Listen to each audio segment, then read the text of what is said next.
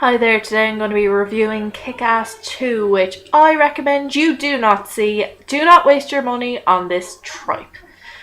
Okay, so at one point, and the only part I enjoyed of the entire film was that Aaron Johnson was wearing this t-shirt that said, I hate reboots, which I found, well, for one I actually wanted to wear it, and for another I found it really ironic because that's kind of what this film felt like. And I know it's a sequel, and if it really, really felt a sequel. I just, at this point, just like, no.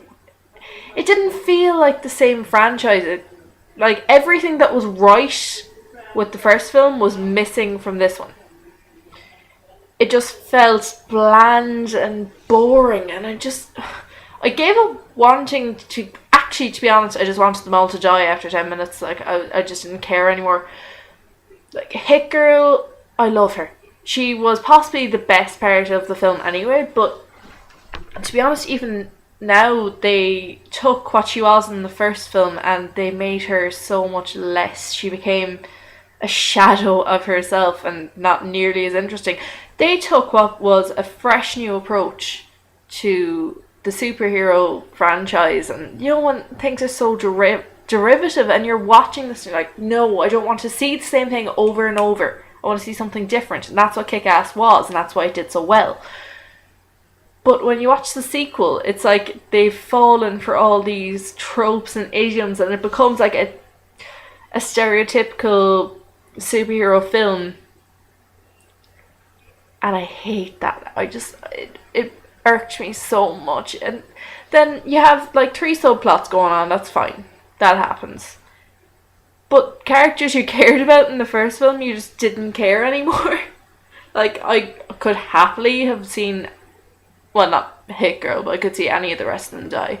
Like, Kick-Asses especially, I just did not care. I just did not care at all what he was doing. And he joined up with his merry band of bland, which, you know, that turned out to be a dull dud as well. Like, Jim Carrey's character was possibly the most interesting out of that group. It's this, because I've been given a summary, it's essentially Kick-Ass 2 is Dave decides he wants to be Kick-Ass again, so he decides to join this group of other vigilante heroes who set up Justice Forever, Justice whatever. Yeah, so Jim Carrey's character is the lead. He's Colonel Stars and Stripes, and he's this weird, like, I think it's New Jersey accent. Anyway, he was part of the mob. That was interesting enough. But that entire segment, like, there was not one interesting character. Like, you honestly did not care at all. And that was my main problem with the entire film. Like, I just did not care. There's no one to root for. They're all just bland, boring, awful characters. And then you, like, the first film, fair enough, you have this whole idea that they're normal people going off and saving the world, but at the same time they're using violence and they're like going out in the streets and beating people up. And fair enough, like, if you think about how, you know, you don't fight fire with fire, that was kind of the undercurrent of the first film, so that was an interesting take on it.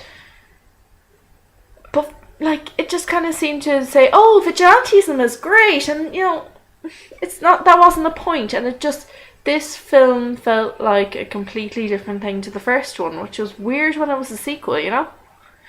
So yeah, save your money, go see something else, go see The World's End. I wish I could. Edgar Wright, I love you. I'm gonna watch Shaun of the Dead now, actually, so cheer myself up. So yeah, Kick-Ass 2. Don't bother. Ever. No. Hell no. Bye-bye.